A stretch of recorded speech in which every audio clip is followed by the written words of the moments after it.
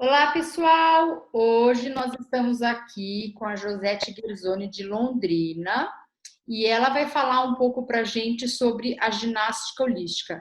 Eu sei que muitas pessoas têm ouvido falar mais da ginástica holística, então achei muito interessante a Josete vir hoje aqui para explicar um pouquinho sobre o método. Oi, Josete! Oi, Ana, tudo bom? Tudo?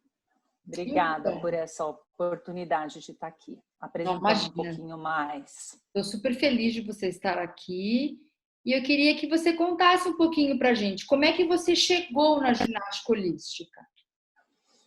Ana, eu fiz a formação da ginástica holística em 97, 98, quando a formação ainda acontecia na França. Ela já era dada por uma discípula da Henri Fried, que era a Marie Jo, que veio logo depois da Henri Fried. E eu fiz a formação, ela acontecia na época, em 2 anos. A gente ficava 5 semanas em Paris, que era num banlieue, num bairro perto de Paris. E a gente fazia a formação lá, ficávamos 5 semanas, passávamos um ano trabalhando com esse material. E no outro ano a gente ia fazer esse fechamento e mais as outras 5 semanas. Então foi no momento em que eu estava buscando um recurso para enfatizar o meu trabalho de grupo. E a ginástica holística é o que, no momento, se apresentava como isso, um caminho para ser tomado. Entendi. E, Josete, eu tenho percebido que ultimamente, acho que até por questões da fáscia, a ginástica holística, ela recebeu uma outra luz, né? Uma outra Isso, importância. sim. O que que você acha disso? A ginástica holística, a base dela sempre foi muito prática, né? A gente tinha até na época um embasamento teórico que acontecia uma vez na semana, a gente tinha um momento de anatomia lá. E o restante da formação era toda prática, porque é muito em cima da construção da sua experimentação do movimento, da sua percepção dele, da consciência dele, como você vai se construindo por essa prática, você pode construir o outro. Então, isso eu acho riquíssimo, que você aborda muito também, todo mundo fala, a necessidade de um profissional que escolhe e elege um método e precisa necessariamente trabalhar e experimentar ele de fio a pavio no seu corpo, na sua vida. Porém, a teoria, até porque ainda era muito pobre as explicações. Tudo você sabia, você percebia, você tinha um caminho. A teoria se baseava muito nas cadeias, que era o que a gente tinha lá no momento, que era a Mézières, então era isso a teoria. E em cima disso que a gente tinha um pouco do embasamento teórico. E agora, né, com essa ênfase total das fáscias, que você aborda ricamente, que você mostra muito o efeito da interocepção e que a gente consegue dar nome para o que acontece na prática. Então, o inverso foi assim na ginástica holística, né? Foi pela prática se trouxe realmente a teoria ao nome daquilo que se experimentava e se sentia. Então, hoje a gente consegue realmente dar essa cientificidade para o trabalho da ginástica holística. Por isso, ela também, eu acho que teve um suspiro aí maior, né? Porque Sim. a gente constrói as coisas com base na ciência também, né? Claro que nessa área do movimento do corpo, não tem como só quantificar, é muita qualificação, é muita qualidade daquilo que você experimenta, mas é preciso também cientificar, precisa dar nome, né, e justificar numa teoria com um embasamento científico porque é daquilo que ocorre. Sim. Isso assim, eu particularmente, e como a GG que está sempre perto de você, a gente é muito grata por essa teoria que você apresentou e trouxe, e a gente consegue dar esses nomes e colocar hoje na nossa prática da ginástica holística. Então, falando de interocepção, né, você falou palavras muito importantes: construção, percepção e experiência. Como é que a ginástica holística trabalha a interocepção na prática? Porque eu coloco assim, o recurso da ginástica holística, do trabalho da ginástica holística, é o movimento. Mas o movimento, ele é de propriedade de todas as pessoas que trabalham com o movimento. Agora, o que diferencia a ginástica holística é a metodologia que ela usa esses movimentos e como ela conduz uma aula, os pontos indispensáveis para estarem em uma aula de ginástica holística, para ela ser a ginástica holística. Então, a interocepção entra muito desde o primeiro momento, porque o primeiro momento de uma aula da ginástica holística, ele é abordado por uma percepção corporal, onde você já traz essa pessoa para a consciência, ou melhor, para a percepção de como ela se encontra ao começo de uma aula. O que ela traz, o que ela apresenta no corpo dela? Algum incômodo, algum desconforto, ou pelo contrário, alguma sensação super gostosa, super prazerosa. E isso vai muito de acordo com quem conduz, porque as pessoas tendem a uma queixa, e principalmente quando ela vem no consultório de uma físio, e essa físio usa ginástica holística. Mas aí a gente leva para um outro lado nessa percepção, para construir esse corpo, que é ela se perceber também daquilo que ela tem de bom no corpo dela, que pode nutrir o que não é bom. Então, é entrar em contato disso. Então, esse é um fator que já entra no começo da aula. E depois, todo o trabalho que os recursos que a gente auxilia os movimentos acontecem. Então, os movimentos, eles podem ser realizados pura e simplesmente por eles mesmos, ou usando alguns recursos. Bolinha de tênis, almofadas, bolas de mousse, balão de bexiga, um cabo de vassoura, um bambu.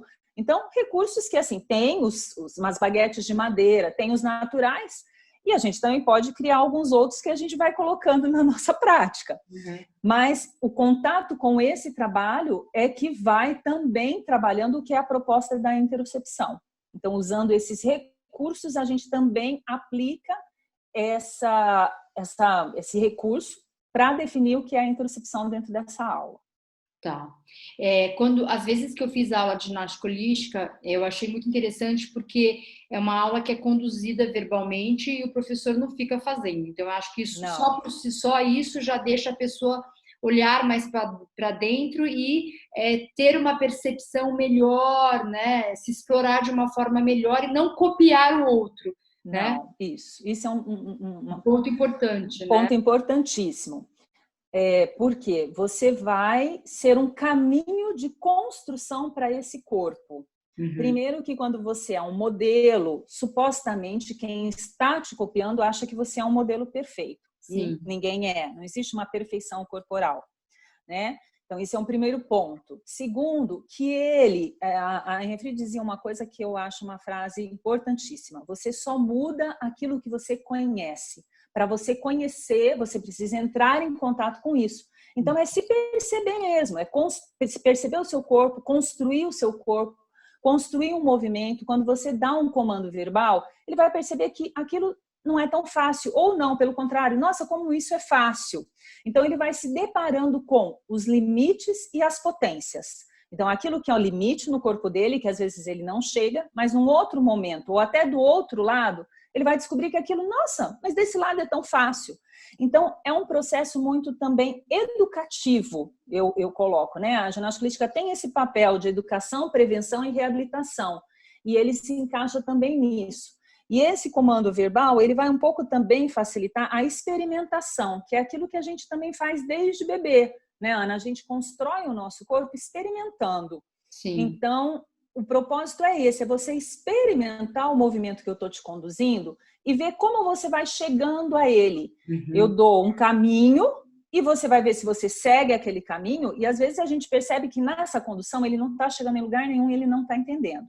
Aí eu vou falar de outra forma, eu vou usar um outro recurso. Jamais eu aponto o nome, numa aula de ginástica holística, jamais você fala, fulana, não assim. Não, você vai descrevendo e falando, até que ele vai se dando conta, acho que eu não estou fazendo legal, acho que eu posso fazer isso melhor. Uhum. Então, você vai fazendo com que ele entre em contato sem que você o critique ou também o exalte demais. Uhum. Então, é um se conhecer, por isso que a ginástica holística também chega tanto no que a gente fala que é o psique, né? Aí nesse ponto eu acho que a Ehrenfried, dentro do meu conhecimento das técnicas somáticas, foi a primeira pessoa que realmente deu essa força para o psique e volta a falar, não tinha quase nada de teoria. Hoje a gente vai encaixando as teorias, mas ela lançava algumas coisas que a prática permitia, né, Ana? Ela era uma médica, e depois ela foi ser fisioterapeuta para ela, porque quando ela foi embora para a França na época do nazismo, ela não pôde ser médica, ela foi fazer fisioterapia. Então, ela tinha um embasamento sem dúvida. A prática dela permitia com que ela dizia que, olha, trabalhando esse corpo, você vai chegar nesse psique. Você pode até não mudar, porque para mudar muitas coisas precisam acontecer, mas é um caminho, Vamos lançar mão disso, da experimentação. E aí você vem falando que a fáscia tem toda essa abordagem em cima do psiquismo também. Uhum. Então, ela foi a primeira pessoa que realmente fez a gente começar a pensar, nossa, mas trabalhando o corpo, poder chegar nesse psique. E aí a gente, então, conduzindo esse trabalho oralmente, você vai dando esses caminhos para a pessoa também entrar em contato com, não só com o corpo dela, mas com as emoções dela. O que aquele movimento vai trazendo, se é um prazer ou se é uma irritação, se é um incômodo, se depois do movimento, o que isso te trouxe? Porque assim, Ana, também a gente tem um hábito de achar que tudo que você faz tem que ser bom e agradável, mas nem tudo é. Né? Tem práticas que você vai fazer e que não é gostosa, mas não é gostosa não é porque a prática não é boa, é porque para você aquilo se depara com as suas resistências, com as suas dificuldades, com as suas limitações. Então, se você for conduzindo de uma forma onde você permite que isso seja um caminho que você vai transitando, ele vai entrando em contato com a raiva, com o ódio, com aquilo que ele tem também de bom. E se de repente numa aula, às vezes, ele termina e não está tudo bom, não vai sair linda, maravilhosa, relaxada, solta ou forte, também não tem problema, porque é um corpo experimentando e que nem sempre está tudo bom na vida. Então, isso também é importante. Faz parte do processo. Faz parte do processo. E eu lembro que numa live você falou uma coisa que me chamou muito a atenção, né? Que na ginástica holística realizam-se movimentos que nem sempre são os movimentos habituais nossos. Isso. Fala um pouquinho sobre isso, por favor. A Evrid propunha isso, você fazer a experimentação de alguns movimentos que não são comuns. Primeiro porque tudo aquilo que é comum você já tem programado e entra no automático. Então você não vai despertar novas respostas neuromusculares, porque aquilo já está programado, já está no automático, você às vezes nem pensa o que você está fazendo. Mas fazer aquilo de uma outra forma, inabitualmente, numa outra posição, para que você comece a construir isso. E, consequentemente, você desprograma os registros automáticos que você tem e você também traz novas informações para o teu corpo. Novas experimentações, novas possibilidades. Gestos complexos, entre aspas. Mas, por exemplo, um exemplo para deixar isso um pouquinho mais claro. Você tem um movimento da ginástica holística, a gente pode, para ficar em pé, passar para o ajoelhado, semi-ajoelhado, ficar em pé. E se a gente cruzasse uma perna de índio e, ao invés disso, a gente subisse numa espiral, onde você cruza de índio, joga a tua mão para o lado que favorece e você vai subir numa espiral. Então, aí as pessoas, nossa, que coisa esquisita isso. Então, só que depois ela fala, nossa, mas a gente ficou em pé. Então, você propõe uma nova experimentação. Isso cabe muito também com o desenvolvimento natural da criança, né? O desenvolvimento motor normal, o que é? Uma experimentação. Ela tenta de um jeito, ai não, esse não. Ela tenta do outro, nossa, esse parece que é mais gostoso. E aí ela vai construindo. Naquilo que ela já está comum, muitas vezes ela também acha que se ela for fazer, ela vai sentir dor, porque ela já tem um registro da dor para aquilo ser daquele jeito. E você propõe de outra forma, ela não sente. Aí cabe a você que está conduzindo, em alguns momentos, fazer ela entrar em contato com aquilo. Olha, tudo bem para você fazer dessa forma? Como foi? Nossa, que delícia esse movimento, nossa, como foi bom. Esse movimento não te lembra algo que quando você faz, nem sempre é tão bom? E aí você traz, depois da construção de um movimento, uma experiência boa, uma experiência prazerosa, você ressignifica o movimento que não é tão bom. Nossa, é mesmo. Daí você pode falar, então, tá vendo? Nem sempre vai ter a dor. Talvez se você fizer numa outra posição, um braço um pouquinho mais para baixo, mais para frente, você pode não ter a dor. Então você vai também mostrando para a pessoa que não, eu não posso fazer assim, porque assim vai me doer. Então você também mostra que ele fez a mesma coisa, só que de outra forma. Então ele começa a pensar, nossa, então eu posso fazer aquilo que eu achava que eu não posso mais. Então ele também vai tendo mais, vai ampliando e retomando a capacidade dele se mover. Porque naturalmente, né, a gente tem o dor, não faço. E aí o corpo vai fazendo cada vez menos. Né? E é rico quando você também aborda, não, faz, e faz em vários sentidos, em várias direções. Então, cabe um pouco dentro dessa explicação que você fala também das faces, do treino das faces. faça numa outra direção, num outro sentido. Porque tem hora que eu coloco, eu dou um exemplo, não sei se você também já usa isso, nunca te ouvi falando, mas o corpo é como se fossem algumas gavetas emperradas. Quando você tem uma gaveta emperrada, você nunca vai puxar a gaveta de uma vez que ela não vai vir nunca, a não ser que o móvel vem junto. Mas se você vai dando entre aspas, um tranquinho, mas um jeitinho, ela uma hora vai abrir, porque você vai dando a possibilidade dela soltar até que ela abra. E eu vejo o corpo assim. Você vai dando condição. De repente, ele vai e faz. Eu acho... E além dele fazer, né, Ana? Desculpa, te cortei um pouquinho. Mas além dele fazer, ele libera N outras coisas. Ele faz aquilo que ele não fazia e ganha outras amplitudes de movimento e outras regiões que libera, porque a fascia leva a isso. Sim. Inclusive na área do cognitivo, né? Esses ganhos são imensos. Eu acho muito legal essa história de variabilidade motora. E recentemente eu estava num grupo de biotenseguridade e eu acho até que cabe muito bem falar aqui. E a aula era uma aula prática, então a gente tinha que fazer umas posições aonde a gente não usava a coluna como um fator estabilizador para a nossa postura. Eles faziam a gente torcer e mudar de um jeito que a coluna não era mais um eixo de estabilidade. E aí a gente sentiu na pele como é difícil a gente mudar, porque a gente tem impresso no nosso corpo e na nossa lente cultural que eu, a partir do momento que eu sou uma pessoa que sou bípede, a minha coluna é meu eixo, a minha coluna é minha estabilidade. E aí quando você pede para a pessoa fazer algum movimento onde a coluna está torcendo, ela não é mais o seu eixo, você fica toda desorganizada. E aí, o Dr. Steve Levan, que é o pai da biotenseguridade, ele estava nessa aula e ele falou assim, isso é pura biotenseguridade.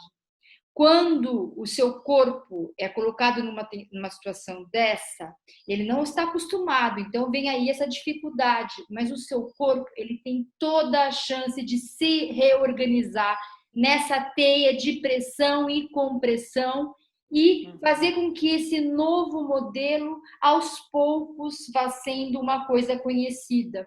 Isso faz parte da... Uma outra forma, né?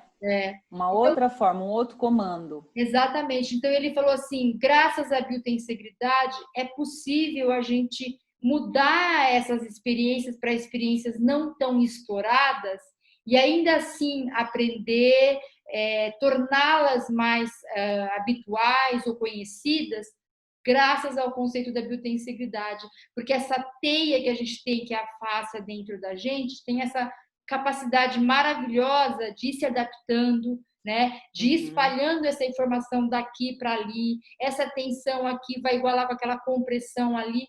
Daí, quando eu ouvi ele falar, eu falei, faz todo sentido. Faz todo sentido, né? E eu acho que tem muito a ver com o que você falou aí, né? Com o que eu falei, E outra coisa dentro disso, Ana, me fez lembrar a riqueza que a ginástica holística propõe, que é trabalhar os olhos. Então, é um método que chama pelos olhos, então traz movimentos oculares para ganhar movimentos de cervical e movimentos até de estabilidade.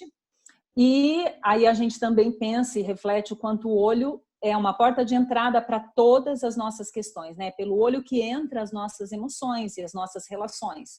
Então, a importância realmente de propor movimentos com os olhos naturais dele, os músculos dos olhos, e propor experimentação de movimento sem os olhos. Então, também para acionar, dentro dessa explicação, um pouco também, outros caminhos de você descobrir o movimento. Sim.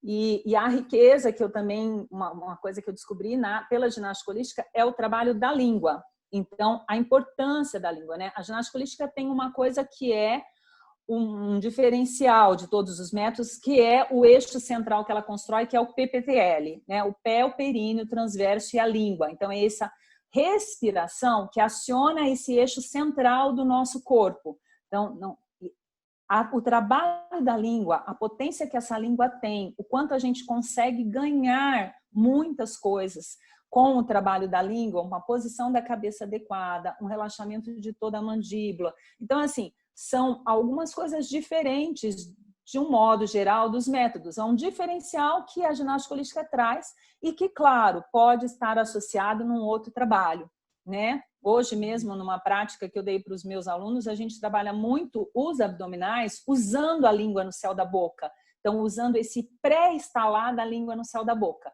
E é nítido. Nossa, uma senhorinha que tem mais dificuldade, o que ela me fala? Nossa, parece que meu ombro fica mais leve. Tem lógica isso? E a outra assim, nossa, parece que eu sinto mais o meu abdominal do que eu estava sentindo. Uhum. Então, o potencial é um despertar, um diferencial também da ginástica holística, essa construção. E aí vem em cima de todas as justificativas que hoje a gente tem, né, dos 5 diafragmas. Então, a gente daí consegue hoje explicar o porquê que essa língua tem todo um papel mesmo. Antes ficava em sentir e perceber. Hoje a gente consegue dar a resposta. E essa língua, ela faz... tudo isso que você falou, nomeou, faz parte da linha profunda anterior do Tom Myers, né? E o Tom Myers, ele sempre fala... Se a sua linha profunda anterior não estiver em equilíbrio, todos os outros trilhos vão estar fora de equilíbrio. Então, E aí eu viajo um pouco porque eu adoro o psiquê, né? Então aí eu já vejo também qual a primeira ação que a gente fez mesmo da relação é a sucção. Sim. Mesmo que ela não tenha sido na mama, mesmo que ela tenha sido numa mamadeira, né? Mas é o ato, então assim, é o primeiro ato de se relacionar. Então realmente, imagina, eu penso toda vez que eu dou as aulas e coloco isso, quanto isso também está trazendo de mobilização. Né? Essa língua que tantas vezes fica proibida de falar, de se expressar e de encontrar a força dela, o potencial. Essa história de máscara hoje em dia, como é difícil você não poder falar, você já sente só o fato de estar um pouquinho com a máscara, você já sente uma tensão a mais na sua mandíbula. Então, trabalhar a língua também é importantíssimo por isso. Também por esse lado do emocional que a gente pode abrir uma porta de entrada. Não é que a gente vai ser uma psicóloga, né? Mas toda essa influência que tem do soma e do psiquê, que não dá para separar, né, não. Ana? O corpo assim, é como a Refit também fala, o corpo é indissolúvel. Indissolúvel em que sentido? Você não a gente entende que não é mais parte, a fáscia permite isso, as cadeias permitem isso, mas um indissolúvel também interno e externo, né? A emoção e a estrutura, osso e a estrutura músculo e tudo que tem vasos e tudo mais. Sim. Então... E essa força de sucção é uma força embriológica, ela é uma das primeiras forças que acontecem lá no embrião. Quando o óvulo, eu lembro que você falou uma vez. Quando o óvulo é implantado ali na parede, ele é succionado. Então, tem a primeira força de sucção para implantar o óvulo. E depois, tem outras forças de sucção que acontecem no embrião. Quando o bebê começa a ficar um pouquinho mais ereto, ele está começando a levar a cabecinha mais para trás, o pulmão é sugado para dentro da caixa torácica. Então, eles falam que até a primeira inspiração ocorre nessa hora. E eu aprendi recentemente uma coisa que eu achei muito legal. Quando a gente está no embrião, a gente tem uns tubos, né? O tubo, a notocorda é um dos tubos, depois tem um tubo na frente que vai formar as vísceras e um tubo atrás que vai formar o cérebro, o sistema nervoso. Esse tubo que vai formar as vísceras começa aqui na região da língua, da boca, vai formar o tubo digestivo, vai descendo, né? E vai acabar lá no ânus. E tudo que está entre vai começar a desenvolver as vísceras ali, né? Porque é o tubo que vai desenvolver as vísceras. Então, esse tubo, ele é chamado de tubo neurovascular e acho que líquido. Por quê? Porque nesse tubo você vai ter nervo passando, você vai ter sangue para irrigar essas vísceras. Então, olha a importância desse tubo que começa na boca, passa por tudo isso que você falou e acaba no ânus. Ele lá no embrião, ele é um tubo que eles chamam de um tubo que vai alimentar os outros também, entendeu? Então, uma referência. Isso é muito legal. Aí, quando a gente vai entendendo a prática, isso faz muito sentido, né? Sim, que aí a gente traz, né? Faz esse link especial, né? Sim, tem muita coisa. Isso que essas pessoas que experienciaram essas práticas como a Enen Fried são pessoas que eram muito visionárias, né? Sim, tinha algo a mais, né? E Tinha hoje, algo a mais. totalmente. E hoje, se ela tivesse viva, tudo que ela falou hoje está sendo provado, né? Incrível. Que bom, né? Semearam. Muito obrigada, Josete, pela sua entrevista. Imagina, Ana, obrigada a você. Eu que te agradeço imensamente por essa oportunidade, por toda a contribuição teórica que você dá. Tem Obrigada uma mesmo. coisa, gente. A Josete escreveu um livro muito didático que fala sobre a ginástica holística. Eu li esse livro em um dia. É um livro super gostoso de ler e muito didático para contar a trajetória da ginástica holística no Brasil, né? Isso, Ana. Eu fiz uma retomada, né? Porque a formação, como eu falei, era na França. Então, eu fiz um convite a todas as pessoas que fizeram a formação na França a escreverem esse livro comigo. Foi uma época que eu fui homenagear os 10 anos de falecimento da Marie Jo. Então, chama O Legado de Marie Jo Guichard, da ginástica holística para o Brasil. E ele fala, é um livro muito gostoso de ler, realmente dá para ler um dia, porque ele é um bate-papo, ele é um testemunho de cada pessoa, tem umas pitadas de teoria, algumas coisas que eu coloquei aqui, e que cada um vai colocando o seu olhar, ele vai dando material para você enriquecer qualquer metodologia do movimento. Sim. Qualquer pessoa que vai cuidar de alguém, né? Porque o nosso papel é cuidar de alguém e direcionar essa pessoa para ter um bem-estar, uma longevidade, uma qualidade de vida. Então, é um livro gostosinho de ler, sim. É um livro bem gostoso, né? E aí, se alguém quiser, como as pessoas podem te achar, Josete? Qual que é o jeito? Eu tenho o meu Insta, que é Josete Guerzoni, né? Então, eu tenho o meu Insta e tenho o Insta do nosso consultório, que chama Vida e Movimento Fisioterapia. Tá. Então, eu trabalho com os dois. Tá e bom. Aí, as pessoas que quiserem alguma dúvida, alguma coisa, quiserem saber mais alguma coisa. E a ginástica holística tem um Insta que chama Ginástica Holística, que também, quem quiser saber mais dessa formação, hoje ela é dada aqui no Brasil pela Patrícia Lacombe. Então, quem quiser fazer, conhecer mais e saber profissionais que atuam com isso nos seus estados, perto de você, também a gente pode encontrar nesse Insta e no site. Tá bom. Muito obrigada, Josete. Obrigada a você, Ana. Gratidão. Obrigada.